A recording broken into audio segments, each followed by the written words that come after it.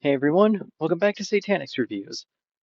When it comes to Japanese monsters, what do you usually think of? Well, most of you are likely thinking of Pokemon, monsters from old Japanese folklore, and probably the most famous, outside of maybe Pokemon, is Godzilla. Yep, we're going to talk about the king of the monsters himself. But which one are we discussing? Well, there are so many Godzilla movies that I think there are at least 30. And I've seen the majority of them, but the best one is the original from the 50s. Now keep in mind, the version I'm talking about is the original Japanese version that was originally titled Gojira. We're not talking about the American localized version. Now, unlike the other Godzilla movies from this era, this one took itself very seriously. In fact, here's a fun story. When I first watched this movie, things got screwed up and I didn't have subtitles. So I couldn't understand what they were saying. With that said, I still was mostly able to follow the movie without needing any subtitles. It's still the classic monster destroying cities type of movie, just with the giant lizard this time. I'm aware that looking at the costume for Godzilla looks a little fake, but the actors all do a great job treating this movie seriously. Like, this is a serious threat. It isn't like the giant claw where I'm just laughing my ass off at such a horrible effect that the actors are unknowingly treating very seriously.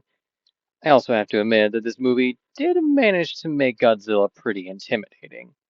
There are some moments that are not only intense but also scary. According to the movies, he's a result of a nuclear radiation. So it's as if we created him and need to stop him and get rid of him. Of course, however, even the military can't stop him.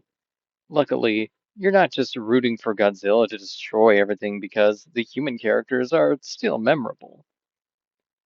Mainly this one scientist who may have a method of destroying the monster. However, even he's unsure about whether or not it'll work. This plot point isn't in the movie until the second half, and even then, the movie is mostly focused on making this feel like a disaster movie. And yes, I don't mean disaster movies as in the traditional sense, like Titanic or Armageddon. I mean the kinds of disaster movies in a more general sense. Now, I know you have to wait for the other movies to watch Godzilla fight other monsters, but it still works here because at least he has his trademark atomic breath. Also, it kind of just looks like he has bad breath. Oh well, it still looks cool. It's funny how they keep having him fight King Kong when they're really not the same thing. I mean, Godzilla is clearly a creation gone wrong, while King Kong is a giant animal that humans discover. Also, King Kong did have somewhat of a personality, while Godzilla just doesn't have one in this movie. In the other movies, they try to make up for this, and I do give it a pass here because it is the 50s, but the focus is mainly on the humans, so personality for the monster isn't all that important.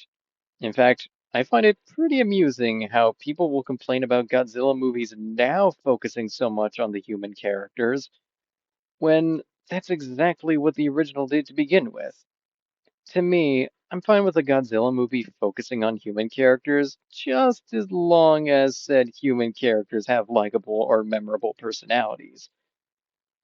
After this movie would be Godzilla Raids Again, followed by King Kong vs. Godzilla and Godzilla vs. Mothra, which would lead to a whole slew of other Godzilla movies that were undoubtedly B movies.